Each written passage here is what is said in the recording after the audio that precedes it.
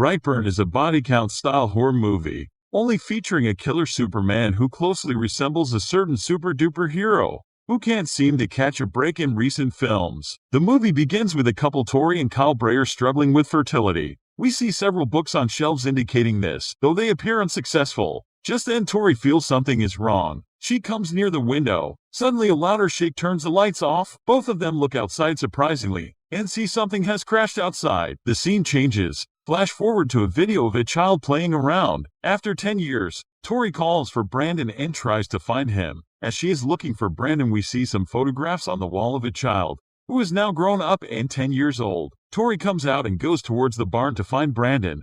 Suddenly a kid jumps inside the screen, which makes Tori scared. In no time Tori whispers and endearments him. Here we find the kid's name, Brandon, 10 years kid of Tori and Kyle. Kyle sees them coming out from the barn. He warns Brandon not to get inside the barn, as there are boards and nails everywhere, and it can hurt him. Scene cuts to the school, where a video documentary about bees is playing. It seems no one is interested in this topics. Brandon is busy making art. The teacher asks them questions, but as no one is interested, they can't answer. But Brandon answers correctly, which gets the attention of a classmate named Caitlin. At night when Brandon was sleeping, his mom is painting in her room. Suddenly a sound comes from the barn, and red light along with a terrible voice comes from behind the trapdoor. Then all of a sudden Brandon, who was sleeping in his room, starts shaking hardly. Brandon gets up from his bed and jumps from the window. Tori hears the sound and comes out of the house to check, but she sees nothing. Everything seems normal. Suddenly she feels someone passes behind her speedily. Tori thinks it's maybe Brandon and is trying to frighten her. That's why Tori follows the sound and reaches the garage. She sees Brandon trying to open the basement door with power. Tori gets shocked to see this scene. Tori calls Brandon. Brandon panics and asks why he is here. She assumes he is walking on sleep and relaxes him. Tori suspiciously looks at the trapdoor as if she knows something. Tori lulls to sleep Brandon. The suspicious trapdoor shows some red light. Tori tells Kyle about the incident and mentions maybe Brandon sleepwalks. The next morning, Kyle and Brandon repairing furniture. Kyle tells Brandon to mow the lawn when he comes back after getting some stuffs. After Kyle leaves, Brandon tries to start the machine, but the machine doesn't start. Frustrated with starting the mower, he pulls the mow machine's ropes hard, which causes the lawnmower tossed unintentionally few hundred feet. Brandon gets shocked seeing this. He goes near the machine and sees the blade spinning on it. He jams his hand into it, and shockingly the blade stops and bends over without taking scratch his hand. Here we feel along with Brandon. He has some special power. As time passes, Brandon is now 12 years kid. On his birthday, his parents give him a party with their friends for celebrating his birthday. After cutting a tinny cake, Kyle's friends Noah and Marilee McNichol give Brandon a gun for hunting, but Kyle chastises him. He doesn't want to give Brandon a gun at this early age. It isn't good to give him these things at this age, so he takes away the gun. Hearing this, Brandon becomes furious and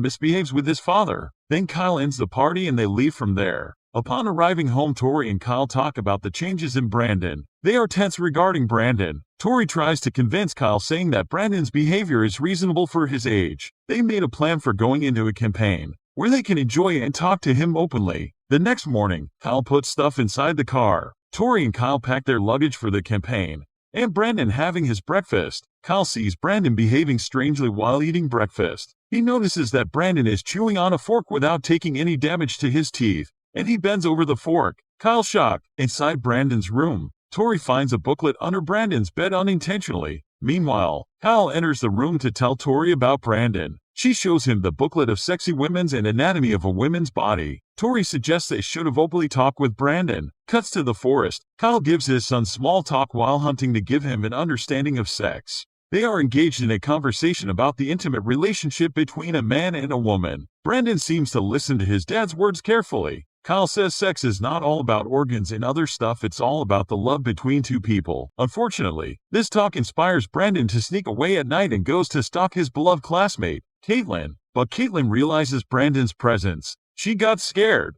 On the other side, Tori wakes up and can't find Brandon inside the tent. She starts to find him and suddenly, Brandon startled her. Caitlin's mother bursts in the room and finds no one there. Next morning at school, Tori talks with Marilee about Brandon. She assures Tori it's just puberty, nothing changed in Brandon, everything is normal. Meanwhile, Brandon draws some mysterious double B artworks. When Tori asks him about them, he hides the drawing books. Back at the farm, Kyle notices Brandon startling some chickens. He asks if he's all right, to which he acknowledges he is. The two go inside. Later on, Tori and Kyle go outside to see all the chickens have been murdered. Tori thinks a wolf did it, but Kyle thinks it's Brandon, noting he was out there earlier. But Tori refuses to believe Kyle. The next day, at school, Brandon and his classmates take part in a trust fall exercise. Caitlin is nervous about what took place the other night but doesn't say anything. It's now Brandon's turn. However, Caitlin didn't give his hand to Brandon. Brandon falls. He's okay.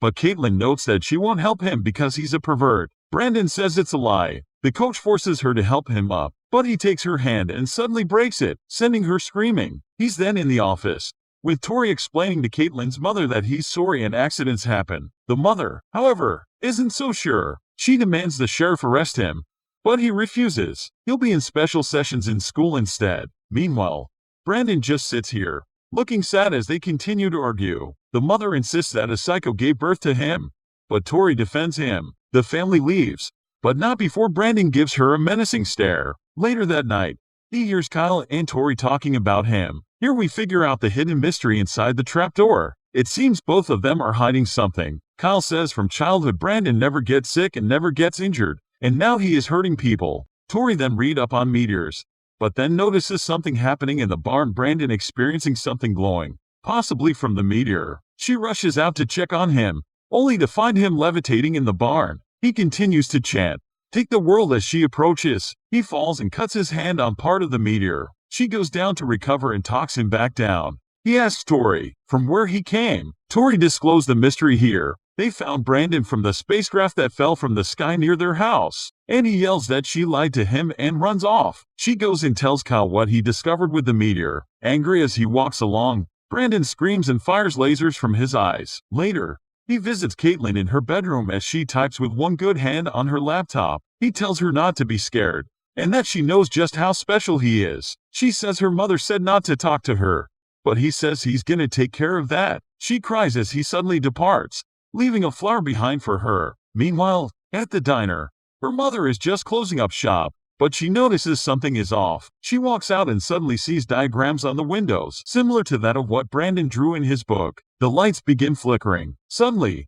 the light shatters, and the mother removes a piece of glass from her eye. She looks around and doesn't see anything, but knows someone is there. She grabs a baseball bat, only to see a shadow figure fly by at rapid speed. She takes a swing but doesn't hit anything, then retreats to the cooler in the back, locking the door. She scrambles for safety, only for Brandon to burn through the door with his laser vision. He tears the door off and looks menacingly at her before he charges and presumably kills her. The next morning, Brandon meets back up with his parents, telling them everything is fine with how things were explained. Back at the diner, the sheriff and his deputy investigate what happened, including what's left of her body. The sheriff locates one of the diagrams on the window that Brandon drew. Marilee, who's also a counselor, tries to talk to Brandon, but he's despondent in terms of explaining what's going on. The session pretty much goes nowhere, and Marilee considers talking to the police about his behavior.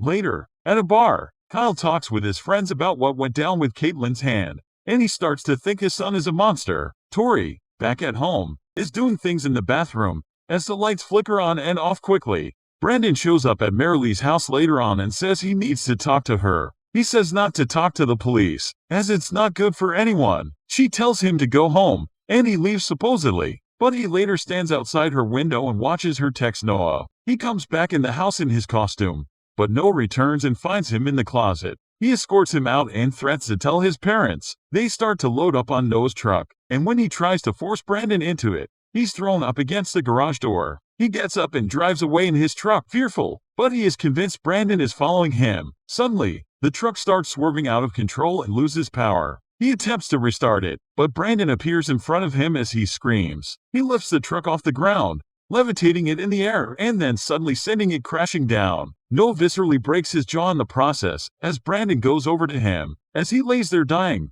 Brandon draws out another one of his symbols in the ground in his blood. Brandon returns home, saying he was playing soccer the whole time. He explains how he was bullied, and that's how he lost his shirt. That night, Kyle has a nightmare that shows him how Tori first found the baby in the meteor and chooses to adopt him. However, it startles him when its eyes suddenly light up with lasers. The phone awakens him, and Kyle and Tori are called to the hospital, where Marilee is. She explains Noah was killed, and they comfort her. She explains that Brandon came to visit beforehand, which concerns Kyle. The next morning, They give Brandon the news about Noah, but all he says is, okay. Kyle now wonders what's up with that and accuses Brandon of being there. Tori tries to calm him down, but he just gets angrier. Suddenly, Brandon shoves him into the pantry, breaking the doors in the process. Tori sends him away. Later, Kyle finds Brandon's shirt and notices a little blood on it, but manages to take it away without him noticing. He apologizes for earlier, but Brandon just says okay again. Later, Kyle explains to Tori what he found,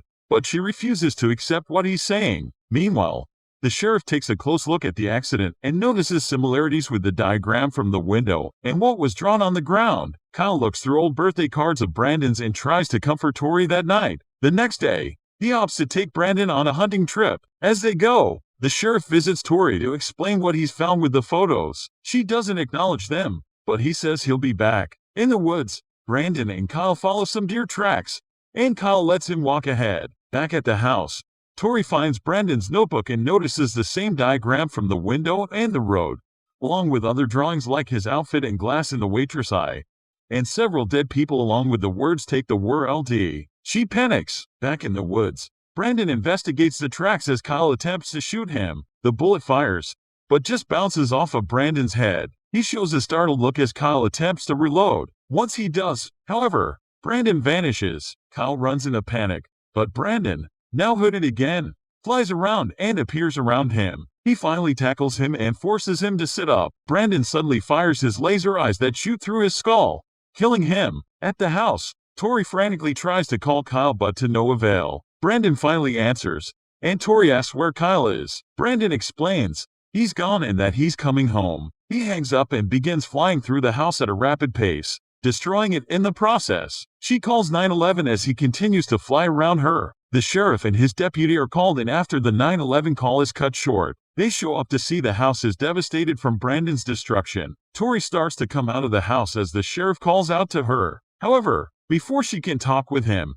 Brandon rushes him and rips him to shreds. Panicking, Tori and the deputy make their way inside the house. Tori goes upstairs to hide as the deputy cocks her gun. Looking for Brandon, she calls for backup. She walks around the house and sees Brandon appear in front of her, and then suddenly behind her. The sounds of her being torn apart by him can be heard by Tori. She continues to be quiet as Brandon looks around for her. She makes her way out the window and crashes to the ground. Tori makes her way to the barn, where the meteor is located. She remembers earlier where Brandon was injured in his fall and rips off a shard from the meteor. She finds the body of the waitress as she hides the shard and calls for Brandon. He shows up hooded and all, and she explains that he means everything to her. She goes to take his hood off, and he looks at her innocently. The two embrace and she prepares to stab Brandon with the shard. However, he catches her hand, forcing the shard out of it. Angry, he flies her into the air, several hundred feet into the air. He gives her one last look, holds her out, and drops her to her death. As he levitates in air,